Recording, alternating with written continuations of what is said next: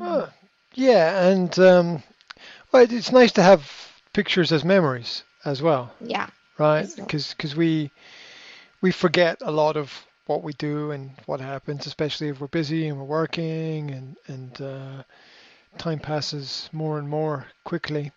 Um, so it's it's nice just to have those images to reflect back on.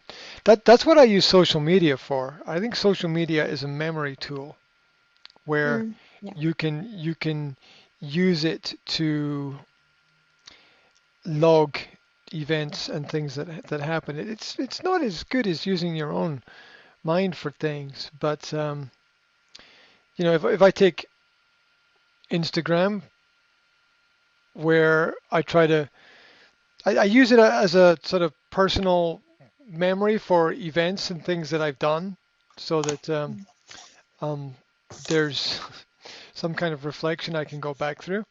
I also find it interesting for work as well. If someone says to you, like, says to me, like, well, what about this aspect of your work or your social life and stuff or whatever? I'm just okay. Look at my Instagram page, right? Mm, That will answer all of the questions for you, if you want. Um, and it's sort of like a real visual record of things. And so I started a few years ago to post where I was and what I did on there. And I just checked yesterday. There's 6,000 posts on my Instagram page now, so much. which is which is 6,000 different things that I've done. Mm, And sometimes if you ask somebody what did you do or where did you go or what happened, they will tell you like two or three sentences. But that's not the whole experience, you know. That's like that's it's that there's so much more in everything that it is difficult to share or transmit to people for a lot of different reasons. Maybe we don't want to, maybe we don't need to, maybe we think it's not interesting or whatever. But we never really know what is going to be the most interesting thing, and we never know what we're going to need as well at the end of the day. Um, so it seems a shame to live life and then forget yeah. most of most of the things that we do. So, um, so about 2 or 3 years ago, I took some of my pictures, and there's companies that will print the picture with with oil, like it's a painting. They'll print a picture on canvas Mm, with oil. Yeah. So it's like it's like a very, very high quality printer that doesn't print on paper, but it prints on canvas like a painting. And mm, I got some of my pictures printed like that. It was a bit expensive. It cost. Well, it depends on the size. Obviously the bigger, the more expensive. But to see a picture that you took printed in quality ink on a big canvas is, mm. is really, really, really nice. And um, so I'd recommend to people if they've got pictures that they like that they get them printed out and put on their wall or something like that. Or sometimes if you can take nice pictures of things, you can use them as gifts for people as well. You can Mm, get them mm. printed up and um, something nice to give to family or something like that, uh, and share the memories. I like Yeah. I like on Facebook when it's got like there's one section of like memories on Facebook where it tells you what you did on this day last Yeah. year or the 2 years ago or 3 years ago, and I really like that feature. There's a lot of things I like and don't like about Facebook, but I think that feature is great. Where on this day 3 years ago you were in this place or in that place, Yeah, yeah, I know, uh, I know. and that's uh, that's nice because obviously you don't remember what you were doing Mm, on this day 3 years ago yeah, because nobody remembers that. yeah. There's so many achievements that people have, whether it's starting a new job or finishing school or going on holiday somewhere, or life is full of the beginnings and endings of things. So Mm. it's really, really, really nice to have those little little memory triggers. And I wonder if in the future technology will develop to the point where all of this information will be able to be integrated in an even more comprehensive way, where you will maybe even be able to access it digitally without even entering the internet. Yeah, it was Mm. because the human mind is is malleable, which means you can shape it in various different ways. And our own memory of events is not always accurate. Um, Imagine somebody asks you about a party that you went to 5 years ago, right?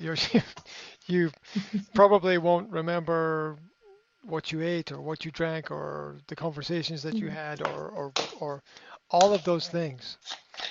But if you have something digital to help you with that and you can access that, then you can remember more accurately the events of the past.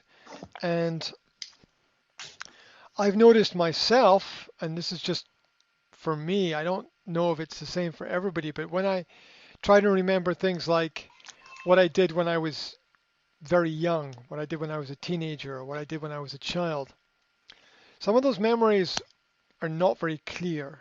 And I think the older you get, that the harder it becomes to have clarity in those memories. And when you have a memory, this is in general for most people, when you think about the past, you put yourself in the picture. It's like it's like a video game where you're playing third person, right? If you know the difference between first person and third person, first person is like you see your hands only, and third person is you're behind the character, controlling the character. Yeah, Mm. and a lot of memory for people appears in their own mind as third person. They see themselves. They don't see what they saw. They see themselves Mm. through the memory. Now that's impossible, right? Because you were not outside of your, well, to the best of my knowledge in what is practical in terms of physics, which is not everything in the world, but you can you really experience yourself from outside yourself? That's a sort of spiritual question. Uh, but in terms of memory, it's very bizarre. Like if I try to remember myself playing in my parents' garden, I will see myself playing in my parents' garden, but that's not possible. It's not possible that I was watching myself. So those and most people have those kinds of confusing memories when they think back over long periods of time. Um, Maybe it's the interference of this cinematic lifestyle on the brain or something. I'm not sure, but um, it's quite interesting. And I think that a lot of the digital material that we create can be used to help us keep some closer record of reality. Um, because if you don't record things, and companies know this, right? There has to be a record of everything, right? Mm. Yeah, everything is ticked and crossed and filled and micromanaged, and um, it gets very frustrating for the employees. But the reason for it is to provide a correct historical record of everything that happened for everybody's benefit, however frustrating it might be. The secret of a good business is to do that with flow and to do that in their work to get people to do that in their work naturally and without stress, because those elements of any kind of job are extremely stressful, whether you're a teacher or whether you're working in an office or you're working with technology or doing something, paperwork, right? Is oh, you just have to complete this and fill this in and send this to somebody, and it's on top of I just want to go home, or I just want to finish my work for the day. Um, so Yeah.